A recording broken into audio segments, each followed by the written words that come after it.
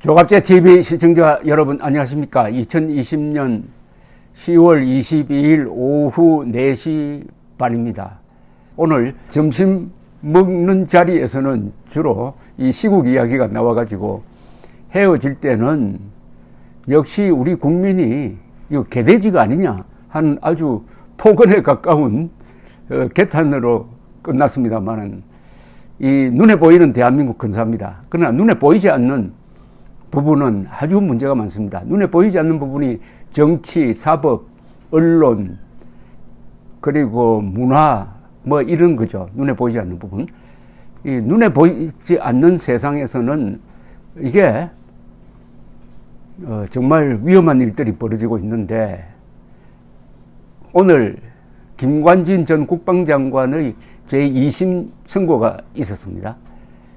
거기서 징역 2년 4개월을 선고받았는데 법정 구속은 되지 않아가지고 이제 대법원 판단이 남아 있습니다. 김관진 장관은 2010년에 연평도 포격 이후에 국방장관에 임명이 되어가지고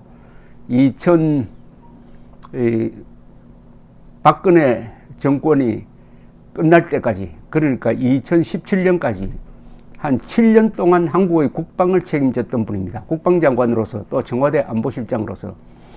이분이 국방장관 안보실장으로 있을 때 한국군이 북한에 대해서 큰 소리 쳤습니다. 그리고 김정은과 북한군이 가장 두려워하는 사람이 김관진 장관이었어요. 그런데 김관진 장관이 이 정권 들어서고 나서 이른바 댓글 사건에 휘말려 가지고 이렇게 재판을 받으면서 곤혹을 치르고 있습니다. 그 댓글 사건이라는 게 이게 말이 안 되는 사건입니다. 북한이 사이버 세상에서 대남 공세를 펼치고 있으니까 국정원이나 국방부가 나서가지고 거기에 대응을 해왔습니다. 그러는 과정에서 자연스럽게 이 사이버 세상에서 북한 편을 드는 남한의 종북 정치인들 또는 남한의 무슨 좌익 단체에 대한 비판글을 쓰게 되었어요. 그러다 보니까 당시 야당을 비판하는 걸 또 나올 수밖에 없었는데 이걸 정치 개입이라고 몰아가지고 실형을 지금 선고를 했는데 대법원에서 재발찰 판단해 주시기를 바라고, 특히 김관진 장관이 7년 동안 우리의 안보를 튼튼하게 한 가장 큰 공이 있다는 것을 잊어서는 안 됩니다. 이렇게 대접을 하면 안 되죠. 이순신 생각이 납니다. 임진왜란 때 외롭게 싸우는 이순신을 모함에 걸어가지고 불러 올려가지고 고문하고 했던 그 상황이 재현되는 것이 아니냐. 군인을 알아주지 않는 세상, 군인을 핍박하는 나라는 반드시 망하게 되어 있습니다. 오늘 이 재판에서 서울고등법원 형사 13부 재판장 구회건 10월 그러니까 2011년 11월부터 2013년 6월까지 사이버 사령부 대원들에게 친정부 성향 온라인 댓글을 달게 한 데 대해서 1심과 마찬가지로 군형법상 정치관여 행위가 인정된다. 취임 초부터 매일 결과 보고서를 전달받았고 2012년 12월 국정원 댓글 사건 발생 당시 피고인이 사이버 사령관에게 작전 보안 유의를 지시한 점을 고려할 때 관여가 인정된다. 북한 대남 심리전에 대응한다는 명분을 앞세워 국민의 정치적 의사에 위법하게 관여한 것은 반헌법적 행위로 엄벌이 불가피하다. 장관으로서 문서 결재를 하면서 크게 위법성을 인식하지 못하고 직권 남용에 일부 무죄가 선고된 점을 양형에 반영했다. 그래서 1심 선고보다 2달을 깎았다는 겁니다. 김 전 장관은 동사건의 수사 축소와 허위 진술을 지시, 직권을 남용한 혐의로 기소되었으나 재판부는 이들 혐의 중 중간 수사 결과 발표에 관여한 부분에 대해서는 직권남용에 해당하지 않는다고 판단했습니다. 김관진 전 장관은 선고 후 기자들에게 일부 소명한 사건은 받아들여진 걸로 이해를 하고 어차피 판결을 받았으니 그 권위를 인정할 수밖에 없다. 그러면서 한마디를 했네요. 현 안보 상황에 대하여 연작처당이라는 소회가 든다. 전시작전권 전환 등 최근의 안보 상황이 위기인데도 이를 인식하지 못하고 철없이 대응한다는 뜻으로 쓴 말이라고 합니다. 연작처당이라는 말은 중국 전국시대의 고사에서 나온 말인데, 깃들여 사는 집이 불타고 있는데도 불구경으로 즐거운 제비와 참새, 처마 밑에서 이 제비와 참새가 안전하게 살면서 지금 세상이 위기로 치닫고 있는 걸 모르고 있다. 지금 대한민국이 안보의 위기를 맞고 있는데도 불구하고 한가하게 지내고 있다. 한가한 재판을 하고 있다. 이런 뜻 아니겠습니까? 남북 대치 상황에서 적에 대응하기 위해서 대거를 열심히 쓴 것이 어떻게 이게 죄가 될 수 있느냐.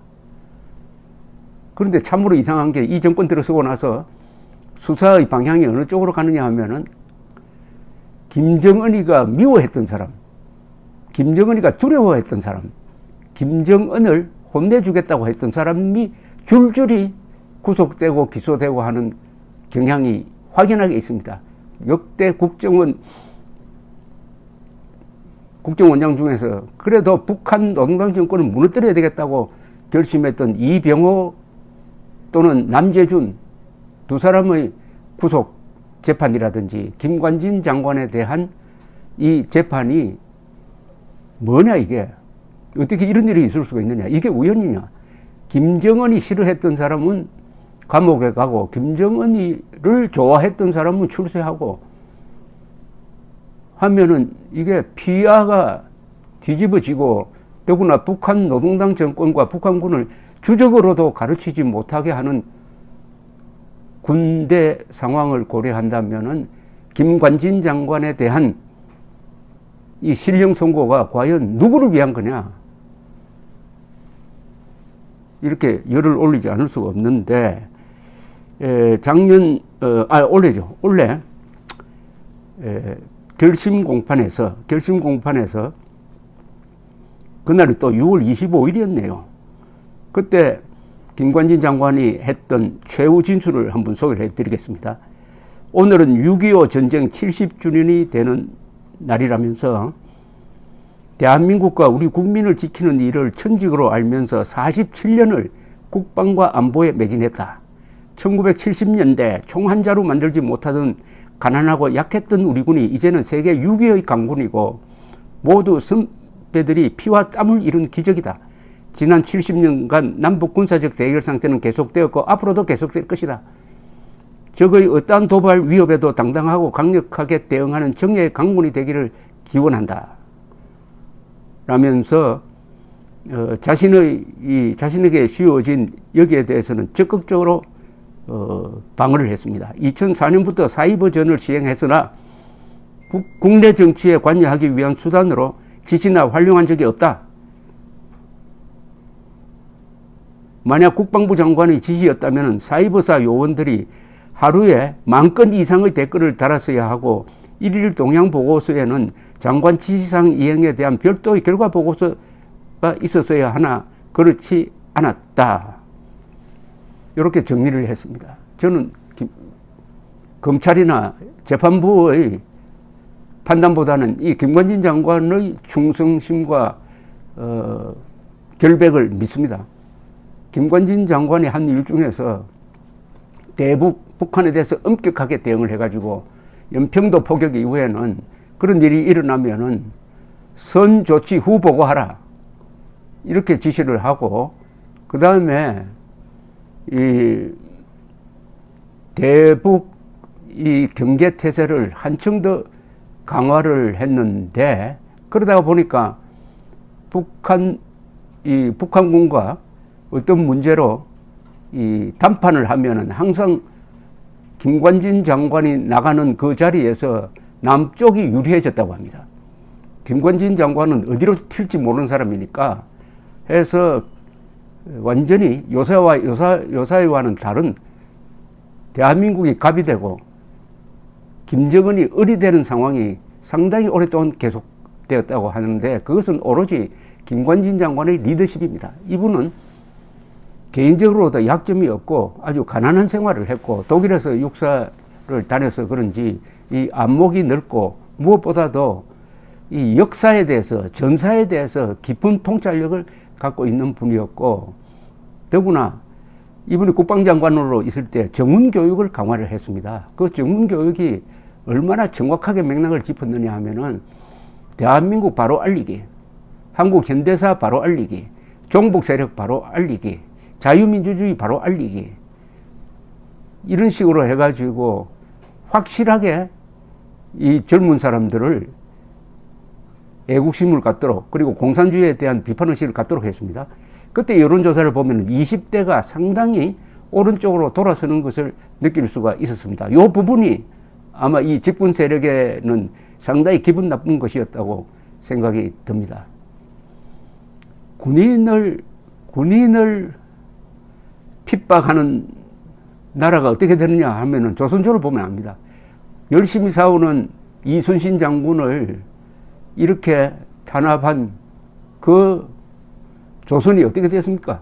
나중에는 일본의 깡패들이 작당을 해가지고 조선의 왕후를 시해하는 것도 막지 못했습니다. 그런 비참한 군대로 전락하고 드디어 식민지가 되고 말았습니다. 그러나 대한민국은 그 전통에서 깨어나서 상무정신을 다시 지금 우리가 일깨우고 있습니다. 국민 개병제를 실시하고 있습니다.